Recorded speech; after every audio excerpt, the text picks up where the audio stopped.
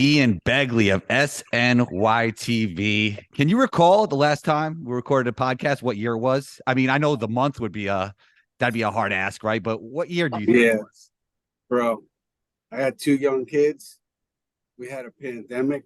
I can't tell you what happened a couple weeks ago, but I think it was 2020, be my guess. 2018, July So 2nd. that We were talking was Porzingis' current close. relationship with the New York Knicks, the David Fisdale hiring, and Kevin Knox. Oh my God, that seems like 40 years ago. Time flies. Time flies. All right, let's take it to current Knicks. Yeah, How would you grade the season? Julius Randle, All NBA, Brunson, superstar impact, in my opinion. Um, there were two games from the Eastern Conference Finals. I think they exceeded expectations, in my opinion. How would you grade it? I agree with you. I think they definitely exceeded expectations, and because of that, I would go as far as to give them like a B plus, A minus, because nobody had them going where they went. They started off 10-13, and there was, I know, I can tell you they were a couple of losses away from significant changes in the organization, whether it was head coach Tom Thibodeau or the executive level. But Tom Thibodeau at that point goes to a 9-man rotation, made some tough decisions. Knicks take off, and they weathered some adversity over the course of that regular season. Did what they did, won 47 games, beat Cleveland handily in the first round. So I think you take all those factors together and you take the idea, as you mentioned, Jalen Brunson playing like a star and the fact that you have him for at least the next 3 seasons. And I think you have to grade them with a very strong grade for what happened on the court this year. I think there's a growing sentiment with Knicks fans, and you could correct me if you feel that I'm wrong, that Julius Randle should be traded. I Yeah. think his impact during the regular season has been immense. He's all NBA. And on top of that, with his playoff run, his trade value probably isn't very high right now. So I wouldn't trade Randall at this point. What are your thoughts? I'm with you. Look, if you're allowing me to be Leon Rose for a day, I'm not moving him unless I can move him out and I can guarantee that from either somewhere on my roster or the players coming in, I'm going to be able to replace that 25, 10, and 4 that he gave you all year. And so to me, it's a tough deal to make trading Julius Randle. I'm certainly not moving him for anything that might give me less production. Again, whether it's the players on my roster or the players coming in. And I just don't see that deal unless it's a monster deal for another star player and Randall's in it. I just don't see it. I don't see the dumping of Julius Randle happening, first of all. Second of all, making a lot of sense at this point in time for the Knicks. What type of realistic moves do you see the Knicks making? Is there a realistic splashy move that they can make? Because there's a lot of guys who are unhappy where they are. Well, there's no superstars as of right now, but somebody as Bobby Marks have said, there's guys that could become available. Is there anything realistic in your opinion? I mean, look, it's about guys kind of forcing the issue, right? It's about Carl Towns forcing the issue. It's about Joel Embiid forcing the issue. Damian Lillard forcing the issue. And at least in Lillard's case, I don't think anything is going to happen there until the Blazers make some moves and he sees where they are. But yeah, I think it's more so on that player to put pressure on his organization to trade him. And then if you're the Knicks and you think it's a good fit, you have the assets in place to be in those conversations. You've got 6 of your own first rounders after this draft, and you have 4 additional first rounders after this draft, and you have some young players that, in my mind, took a nice step forward this past season, whether it's Emmanuel Quickly, Mitchell Robinson, Quentin Grimes, and I thought R.J. Barrett had a strong postseason overall. So you have those young players, you have those picks to be in those conversations if a top player says, hey, get me out of here. I want to go to either New York or Chicago or LA, whatever it is. You can be in those conversations.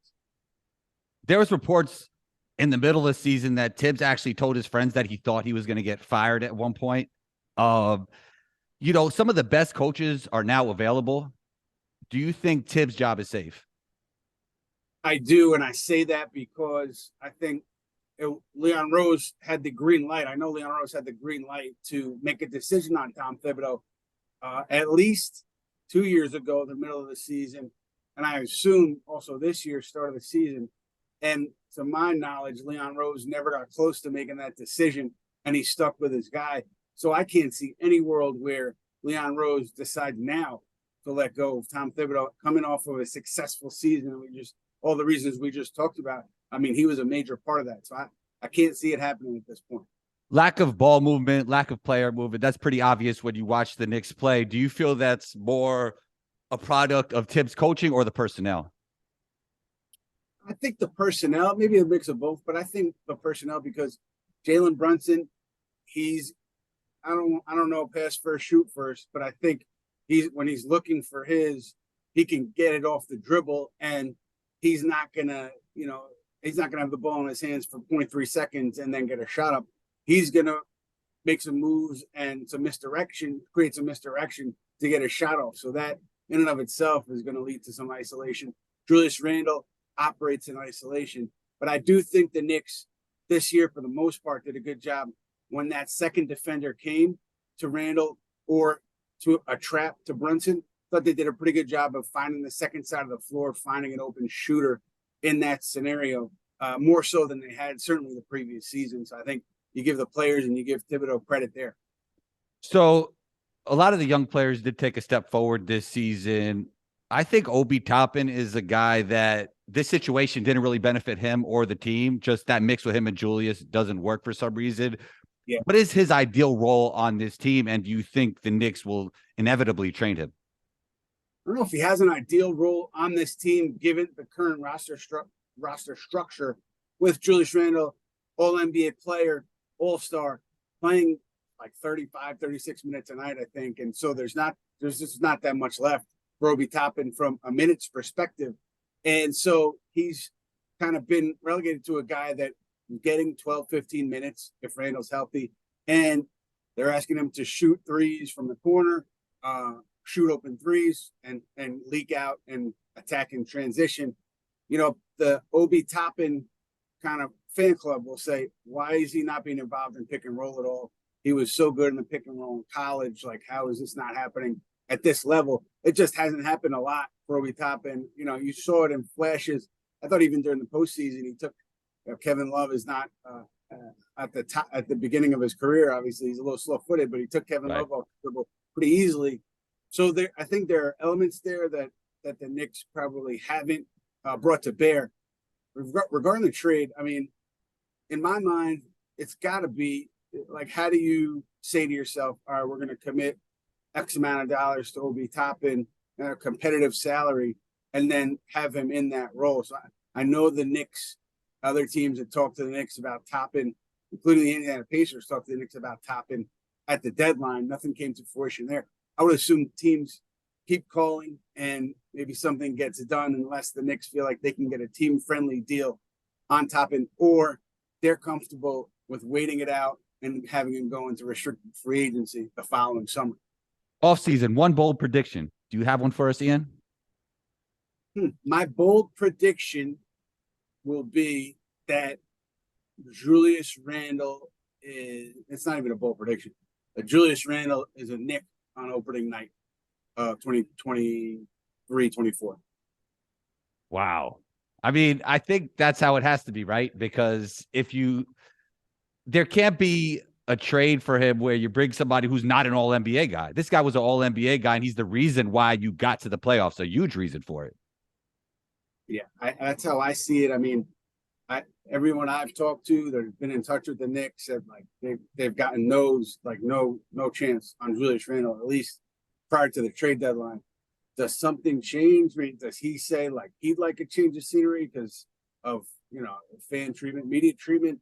That's different. Like if it's coming from him, I would assume the Knicks would do right by him, send him somewhere that he'd like to go. But with that, barring that situation and barring trading for a player who's head and shoulders above Julius Randle production-wise, I can't see it because those deals rarely happen. So that's why that would be my bold prediction right now.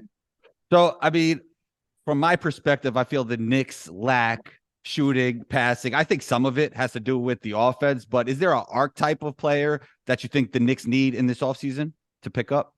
I mean, I think every NBA team needs a big wing who can defend and who can create his own shot and shoot from the perimeter. Those guys, obviously, they're not falling off trees, but that's to me the one area where I would focus for the next. You mentioned shooting, Andrew. They just couldn't hit shots at points in that Miami series and that Cleveland series, and I think Quentin Grimes with time will be a more consistent shooter. Emmanuel quickly, I think, will be more comfortable or productive, I should say. I don't know if he was uncomfortable, but productive in the playoffs from a shooting perspective. So I don't think they need like major shooting to overhaul the roster and bring in a bunch of shooters, but you need more shooting. And that's where I thought maybe Evan Fournier could have helped him in the playoffs, but he was so far out of the rotation that I don't even know if that was a consideration for Tom Thibodeau. But yeah, shooting, big win. What do you see, Andrew? What do you see as their top need at the moment? Yeah, a big wing makes sense. I agree with you because when you play teams like the Heat, they obviously lost to the Heat, and you need somebody to guard Jimmy Butler. With the Celtics, they're not looking too good right now, but you're probably gonna have to go past them at some point. You need guys to guard Tatum and Brown, and even with the Bucks, like that's another team you're probably gonna have to go through, and you need guys to guard Giannis. So you definitely need a bigger wing that could defend. And then you also want to add shooting. I do think the passing stuff is like, it's just a product of the way Tibbs runs offense. Like there's not a lot of player movement and there's not a lot of ball movement, but I do agree that Tibbs will be there. Yeah, I can't see him going anywhere. Did you see from your seat any difference in this offense compared to past Tibbs offenses? I mean, he tried the triangle with the Bulls and that was a little bit different, but it's just so stagnant. It's just a lot of the only one who looks like they're actually running offense is actually Hartenstein. Like he looks like he's trying to set a screen, like he has the offense in their head, but nobody else is really running offense. Jalen Brunson is justifiable because he's that guy. And he's going to go get you buckets. But the rest of the guys, there's no off-ball actions, no off-ball movement. The basketball's not swinging from side to side. It's kind of easy to guard. And the Heat, I mean, they just kind of benefited from them. They just loaded up, they walled up, and they didn't really have to work as hard as they should have on defense during that series. Yeah, they definitely packed the paint, made it tough for Jalen Brunson. Knicks not able to hit shots, and yeah, it was interesting to see how things unfolded in the postseason. But I think like if you look at this thing big picture, Andrew, in my opinion, and I've covered the team for a while, I've seen this franchise at a lot of low points. So I'm comfortable like talking about the low points. I'm not just sugarcoating things here, but just from my perspective, the way they're set up with this foundation, they have options in terms of the trade market. I think they're in pretty good shape in terms of having something to build off of. Obviously, you have to make the right moves if you're management from here on out, if you want to be, perennial contender, which is what they want to be. But I think by and large, the steps that they've taken to get here, it wasn't a straight line. Some zigging, some zagging, some left turns along the way. But right now, I think they have a pretty good foundation to build off of. I'm just curious what you see with this Knick roster as it is. Well, I think you got too many guys at that 4 position, right? And I think you could trade one of them for more wing depth or maybe, another backup point guard. Obviously, Derrick Rose won't be there for long. And the French guard, I can't believe I'm forgetting his name right now. 48. He'll be gone, obviously, from what we're hearing. So I think you do need a backup point guard. And just like you said, you need wing depth and shooting. As I said before, the passing stuff is just like, I wish Tibbs could maybe make some kind of adjustments to the offense because I know he's a defensive-minded coach, but you just need more player movement. Mm-hmm. Mm-hmm. The one thing I would say, which surprised me, was for a bunch of this season, they were top 10 offensive efficiency. A lot of that because of Brunson, right? I feel like a lot of that. I think it was Brunson and it was Randall hitting shots and it was, their shooters knocking down shots, I think. And they got to the line a lot and they were pretty good in not turning it over. And also we haven't even mentioned it yet. The offensive rebounding was major for them. Mitchell Robinson, Isaiah Hartenstein, Julius Randle. You're just creating a lot of second opportunities. You're getting more shots than your opponent, and you're knocking them down. You're going to win most nights. So I think that was big for that Knick offense too. That offensive rebounding element. You alluded to the tough shot making of Julius Randle. and Brunson. I feel like in the playoffs now, and especially today, we see the teams that are successful have some kind of continuity, and they have players that could make tough shots, but I don't think you could rely on tough shot making to win an NBA championship anymore. I agree with you. Yeah, the days of, well, let's clear out a side and throw it to our top guy and have him go to work. I don't see that as much in today's NBA. I mean, look at Denver and look at Miami. Miami, Jimmy Butler the other night, I don't know how many shots he took. It wasn't many, but he got Max Strus and he got Gabe Vincent going, and that was all they needed to win the game. So I agree with you. You need obviously multiple threats and shooting. Shooting is so big in today's game, and I think that the Knicks don't have. They're not close to having a full complement there, but I do think they have the pieces to at least put it together. It is a good time to be a Knicks fan. The thing is like, the Kings lost in the first round to the Warriors, and the Knicks were 2 games from the Eastern Conference Finals. But you do feel more optimistic about the Kings' future than the Knicks' future because of the way they play basketball. Mm-hmm. Mm-hmm. Yeah, totally logical to me. I mean, that Kings team, the way they play, they were fantastic in the postseason as well. And they put a big scare into the defending champs. That's a fun team to watch. And I would look at that roster and say, similar to the Knicks, like, you're not on the verge of losing any big piece in free agency. Your top guys are under contract for a while, so that benefits, I think, both teams. But certainly Sacramento had a really, really good season. I think it's funny if they had struggled at all. I think that ownership would have gotten impatient with management, but it didn't happen. And Monty McNair, I believe, won Executive of the Year this year, and he deserved it. So one of the greatest scorers in NBA history has retired, Ian. Carmelo Anthony. How should Carmelo be remembered by Knicks fans? I'm not going to tell fans what to think or how to feel. Just from my seat, like, I think that he made the Knicks relevant again in a way that they hadn't been in so long before he got there. And you could say, like, yeah, Amari signing, and then that team with Amari and Ray Felton and Landry Fields brought the Knicks back. But, with Carmelo, I think it was just another level. They were consistently winning team, winning games under Mike Woodson, D'Antoni prior to that. Obviously, things went sideways with Phil Jackson, but I think making the Knicks relevant is partially how it will be remembered, but also unfulfilled expectations, because Carmelo's Knicks teams never got past the second round. So I think that has to be part of his Knicks legacy. And I think you play a game where you say, who was Carmelo's best teammate as a Knick? And it's an interesting question. I mean, J.R. Smith, probably. Tyson Chandler, maybe. Jason Kidd, maybe. Amari Stoudemire, he was off injured. So, you answer that question, and it leads you to think that Carmelo didn't have a ton of help in New York. I think that's part of his legacy here as well. It's fair. I mean, look, like, part of this is luck. Like, Michael Jordan had Scottie Pippen, Shaq and Kobe had each other. Obviously, they won championships outside of that.